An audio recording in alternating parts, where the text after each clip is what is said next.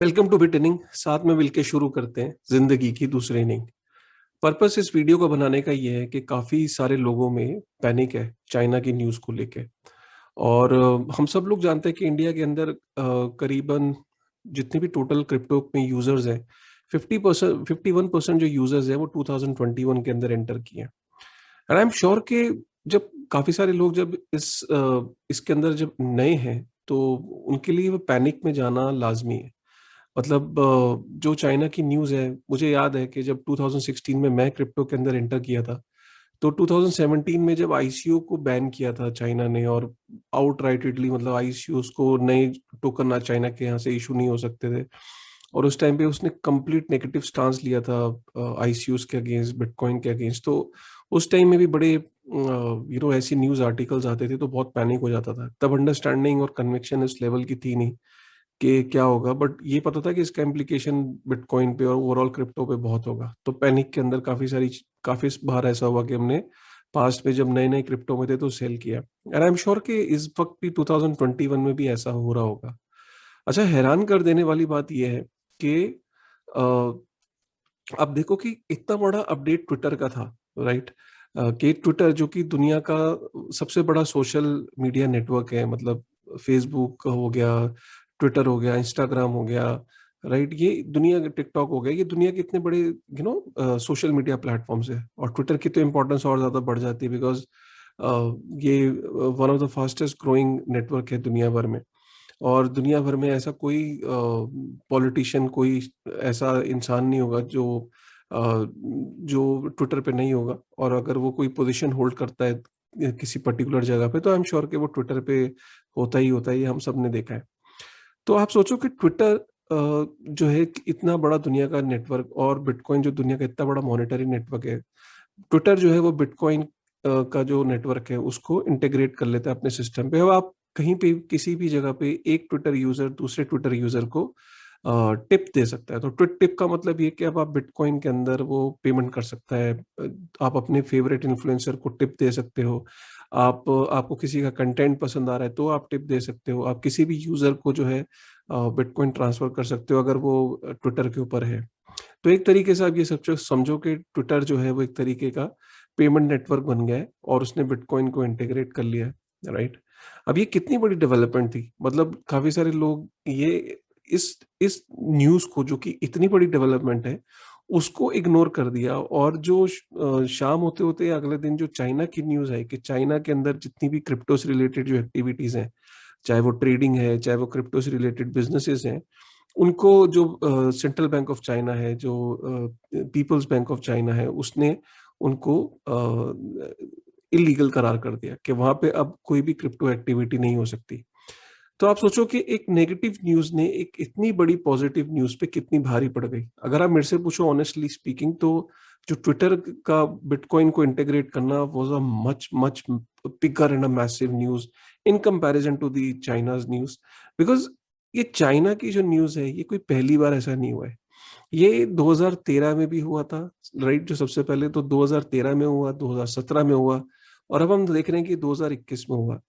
और मैं आपको बताऊं, जब जब ये हुआ, राइट, मतलब मैं आपको छोटा सा एग्जांपल बता दूं कि जैसे 2017 में जब न्यूज आई, चाइना की न्यूज जब आई थी, तब उस जमाने में 2017 में 40% करेक्शन आई थी चाइना की न्यूज आने के बाद। लेकिन अभी मैं देख रहा हूँ कि 2021 में जो मैक्सिमम करेक्शन आई है वो 10% आई है। तो इससे ये पता लगता है कि लोग अब समझ गए हैं, थोड़े मेच्योर हो गए हैं। काफी सारे जो पुराने लोग हैं, जो जिनको हम हॉडलर्स कहते हैं, तो वो शांति से बैठे हैं, उनके लिए ये आम बात है क्योंकि उनको पता है कि चाइना से ही ऐसी ऐसी न्यूज आती रहती है।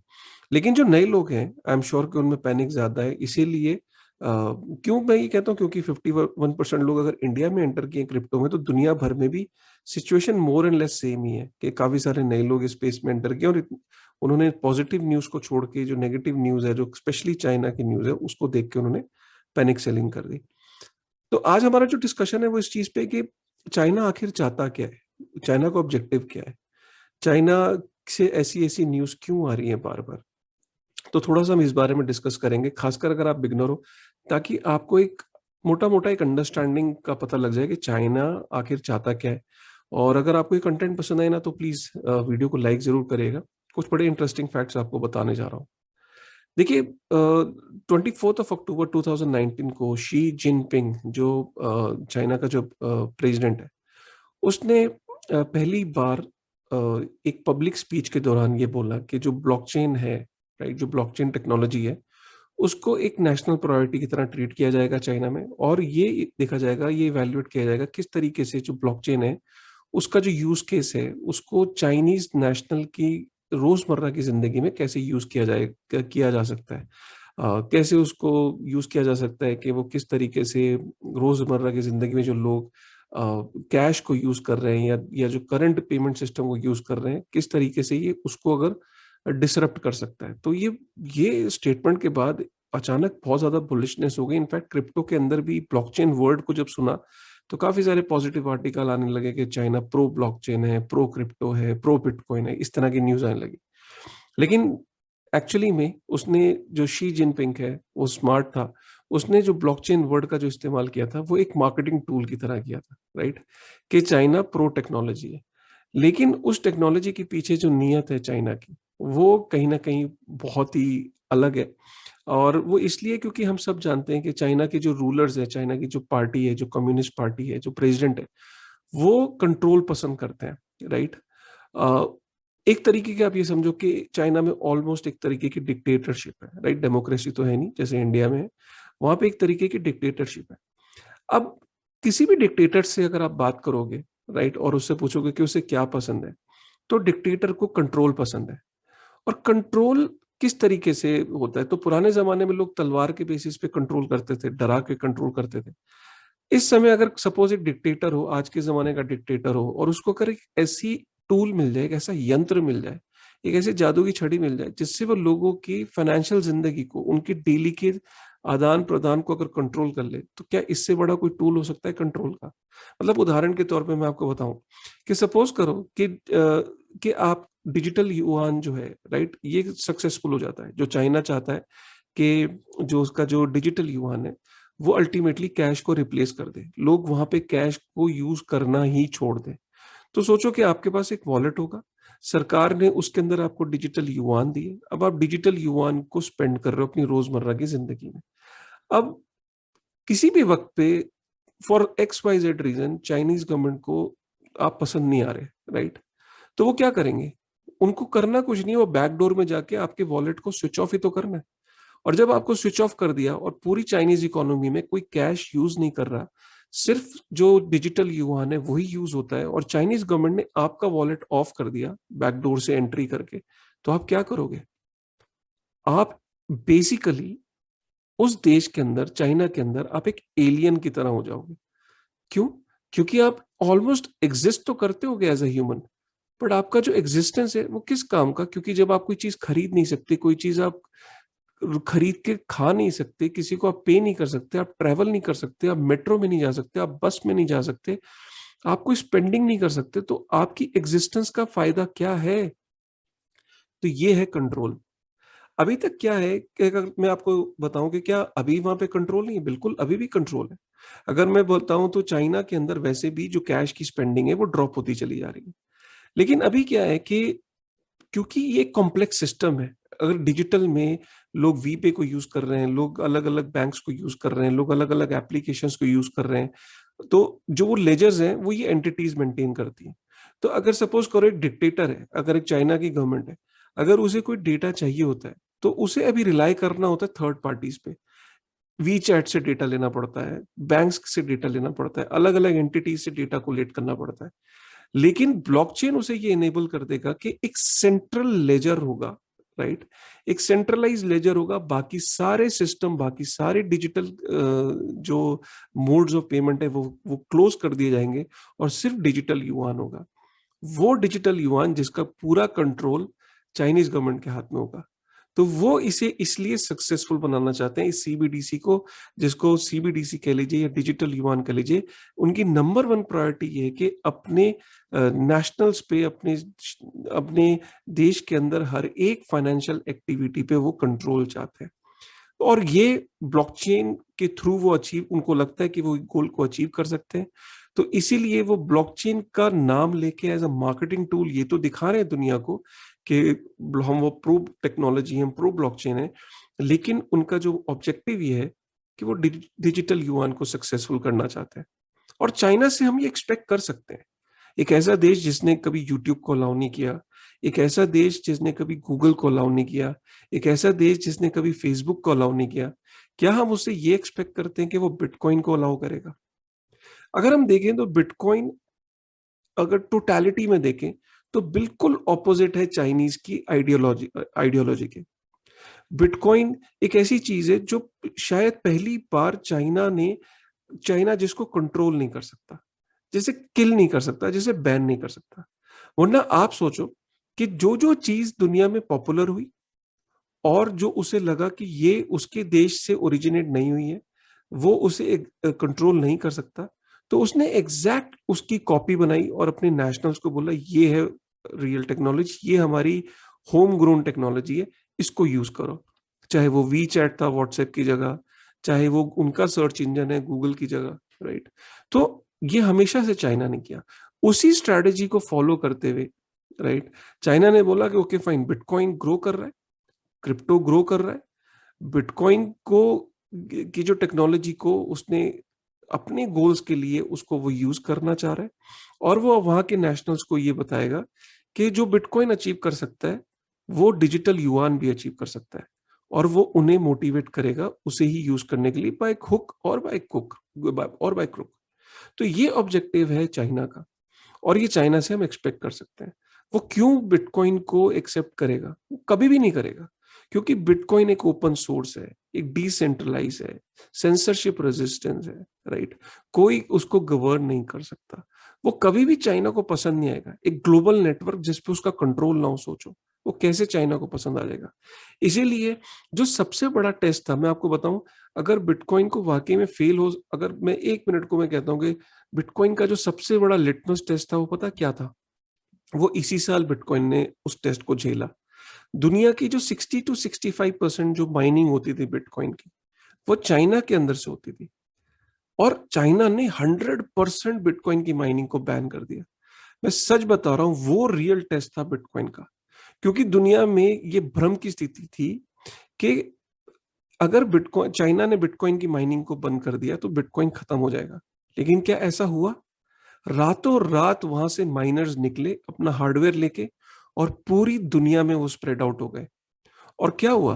पूरी दुनिया में वो स्प्रेड आउट हो गए। फिर से जो हैश रेट था, कुछ दिन के लिए ड्रॉप जरूर हुआ, लेकिन जैसे ही वो पूरी दुनिया में माइनर सेटल हो गए, वो वैसे की वैसी उसका जो हैश रेट फिर से अपनी जगह पे आ गया।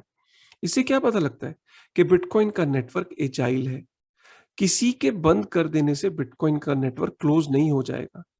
मैं इसको अगर गेम थ्योरी के पर्सपेक्टिव से बताऊं, एक प्रिजनर डायलेमा एक कंसेप्ट है, वो ये कहता है कि कोई भी कंट्री आज की डेट में इस डायलेमा में है कि इसको रेगुलेट करें या इसको बैन करें, क्योंकि उसको पता है कि अगर वो बैन करेंगे तो क्या इसके नुकसान होने वाले।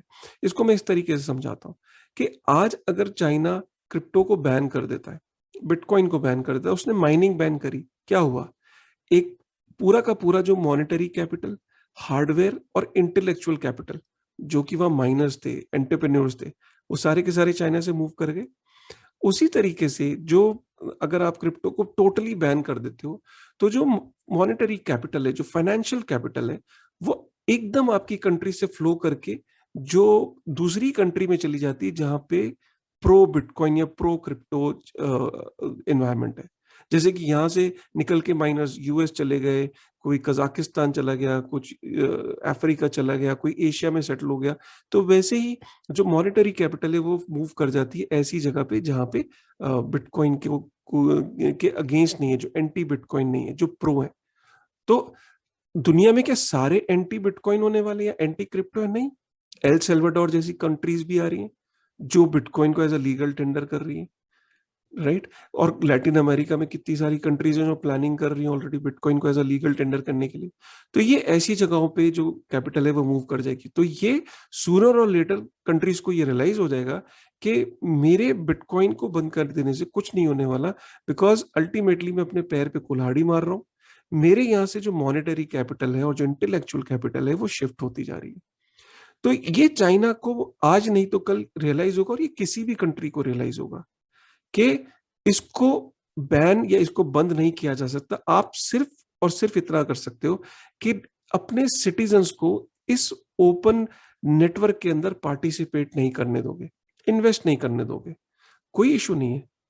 अगर आप इन्वेस्ट नहीं करने दोगे तो दैट्स परफेक्टली फाइन। आप अपने नेटवर्क, अपने सिटीजन्स को पीछे कर लोगे, उनको आप रोक लोगे। लेकिन टेक्नोलॉजी वर्ल्ड लेवल पे प्रॉस्पर कर रही है, ग्रो कर रही है। और जब आप 5 साल बाद उसके अंदर चाइना एंटर करने की कोशिश करेगा, तब तक बहुत सारी ऐसी कंट्रीज उसमें ऑलरेडी लीड कर चुकी होंगी। आज एल सेल्वाडोर जैसी जो कंट्री है, 700 बिटकॉइन उसके पास हो चुके हैं। वो उसकी सोचो, अपनी खुद की ट्रेजरी रिजर्व में वो 700 बिटकॉइन रख चुके हैं। और जैसे जैसे बिटकॉइन का प्राइस बढ़ेगा, उसके बिटकॉइन का जो रिजर्व है उसका प्राइस भी बढ़ेगा, उसकी वैल्यू भी बढ़ेगी। सो बेसिकली डिजिटल युआन को सिर्फ यहीं पे चाइना का ऑब्जेक्टिव नहीं है कि अपने वो सिटीजन्स पे कंट्रोल चाहता है। No, that is only one of the objective. अगर मैं बाकी ऑब्जेक्टिव की बात करूं तो वो चाहता है, चाइना ये चाहता है कि डिजिटल युआन के थ्रू जो यूएस का जो डोमिनेंस है, यूएस डॉलर का डोमिनेंस है, उसे खत्म करना चाहता है। वो चाहता है कि जो इंटरनेशनल ट्रेड जो होते हैं दुनिया में, वो 90% इंटरनेशनल ट्रेड जो है वो यूएस डॉलर के अंदर होता है। वो उस डोमिनेंस को खत्म करना चाहता है। चाइना ये चाहता है कि डिजिटल युआन के थ्रू, जो स्विफ्ट नेटवर्क के थ्रू दुनिया में 90% जो पैसा इंटरनेशनली फ्लो करता है एक जगह से दूसरी जगह, सबसे बड़ा शेयर स्विफ्ट नेटवर्क का है। चाइना चाहता है कि वो अपना एक नेटवर्क बनाए, अपना सिस्टम बनाए, जो कि वो स्विफ्ट का ऑल्टरनेटिव हो। वो स्विफ्ट को यूज नहीं करना चाहता, राइट। तो वो ये, उसके अलावा चाइना ये चाहता है कि अगर उस पर कोई सैंक्शंस लगे या उसकी एफिलिएटेड जो नेशंस हैं, जो उसके दोस्त यार है, अगर उन पे कोई सैंक्शंस लगे तो डिजिटल युआन जो है उसका ऑल्टरनेटिव बने। वो काउंटर करना चाहता है क्रिप्टो को, जो क्रिप्टो की इतनी सब्सटैंशियल ग्रोथ और इतनी मैसिव ग्रोथ हो रही है, उसको भी वो काउंटर करना चाहता है। मैं आपको एक छोटा सा एक एग्जांपल देता हूं कि डिजिटल युआन का ऑब्जेक्टिव सिर्फ चाइना के अंदर कंट्रोल और चाइनीज इकोनॉमी को सक्सेसफुल बनाना नहीं, लेकिन उसका जो अल्टीमेट कंट्रोल ये है कि उसकी जो एफिलिएटेड कंट्रीज हैं उसके अंदर भी वो डिजिटल युआन को वहां की मेन करेंसी बनाना चाहता है। वो चाहता है कि जितनी भी उन कंट्रीज के साथ जो वो ट्रेड करे, वो यूएस डॉलर में ट्रेड ना हो, बल्कि वो डिजिटल युआन के अंदर ट्रेड हो। उन बाकी कंट्रीज को भी वो डिपेंडेंट बनाना चाहता है अपने ऊपर। मैं आपके सामने एक छोटा सा एक डेटा शेयर करता हूं, I hope you will like that thing.